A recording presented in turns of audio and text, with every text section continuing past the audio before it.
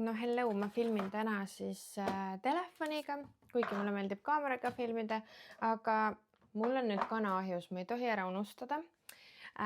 Ja siis kringel on valmis, aga peaasi, ma kana ära ei unusta, ma siia filmima ei jää. Ma tahtsin teile täna, ma alustan kõigepealt sellega, et ma tahan natuke rääkida juuksejuttu, sellepärast et ma olen ise šokis mingi iseenda toodetest muidugi. See on parim, aga ma olen praegu õlitanud viimasel ajal rohkem.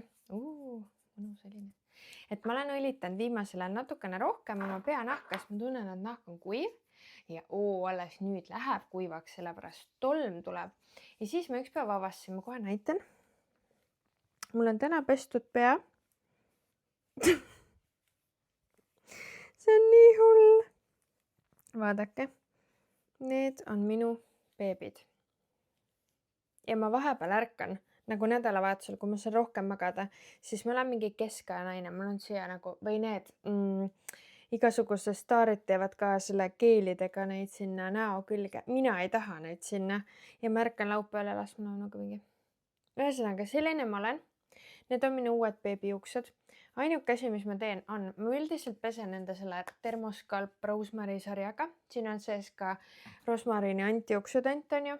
Ja ta ongi hästi intensiivne ja ta aitab kasvatada juuksed kiiremini, aga põhiline on see, et sa natuke nagu masseerid või noh, pesu tegelikult käibki peanahale, et sa pesed peanahka iga kord, sa masseerid, mudid.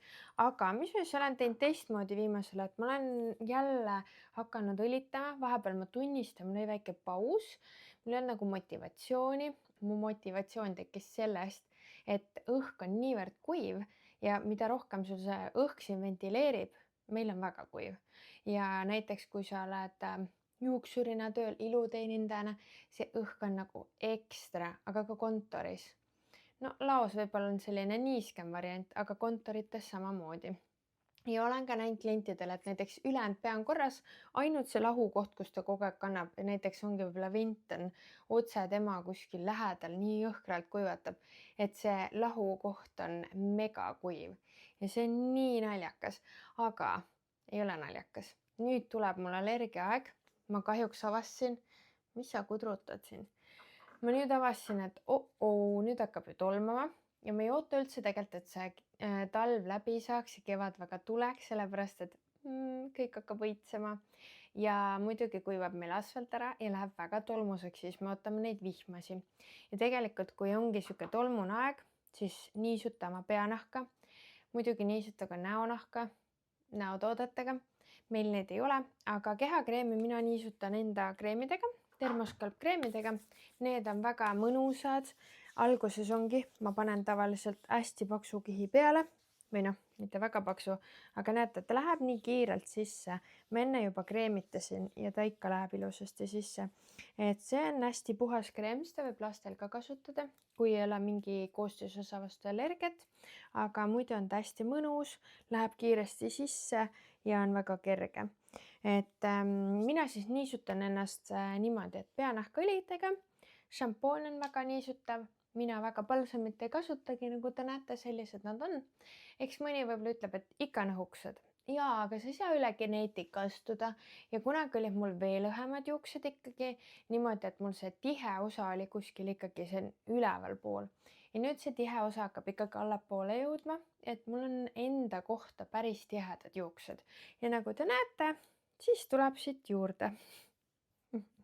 Mina ei saa biotiini süüa, et biotiini ma ei söö, kollageeni ka ma üldiselt ei tarbi, sest kui ma söön biotiini, siis mul tuleb kohe akne.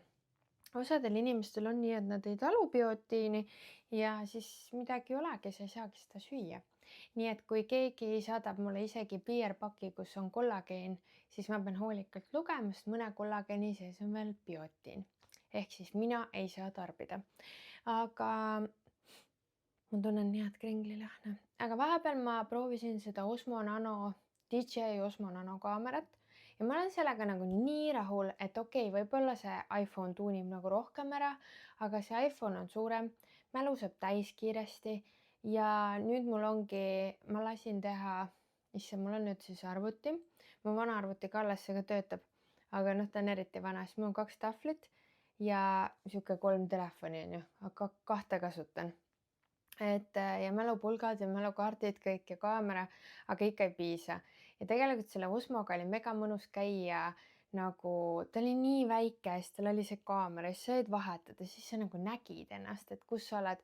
Et loogiline, kui ma panin väga wide'i peale, olin pimedas, siis see nagu pildi kvaliteet on veidikene udusem, aga ma olin ikkagi mega rahul, sest all oli mega pime. Nüüd ma ütlen mega igale poole. Ühesõnaga, allkorrusel oli väga pime, ma panin tule põlema, siis mulle isegi ei meeldinud, väga terav oli. Ma palusin Romanil tule ära lasta ja see pilt oli väga hea minu arust. Noh, mulle meeldis vlogida lai nurk, et loogiline, mida laiem see nurk on, seda kehvem on ju kvaliteet. Ja siis ma võtsin ta selle liiga wide'i pealt maha, siis see pilt oli palju parem. Ja tegelikult oli lahe, et just Rein ka üks päev avaldas oma arvamust, et tegelikult on väga hea, et sind on ennast ka näha, muidu kõik filmivad oma nägu, et mulle tegelikult need vlogid ei meeldi, kus mingi tund aega mauratakse kaamerasse, nagu ma praegu teen.